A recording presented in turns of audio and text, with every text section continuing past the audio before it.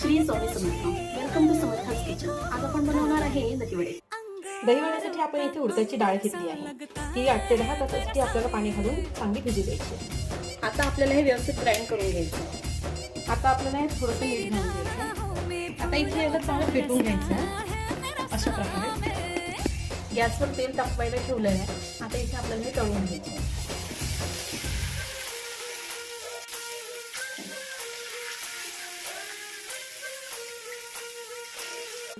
आता याला इथे आपल्याला गोल्डन ब्राऊन तळून घ्यायचे. इथे आपण कोमट पाणी करून घेतलेलं आहे. त्यात हे दहीवडे आपण आता टाकणार आहे. याला आता 5 मिनिट आपल्याला पाण्यातच राहू द्यायचं. आता याला असं पिळून घ्यायचं आहे.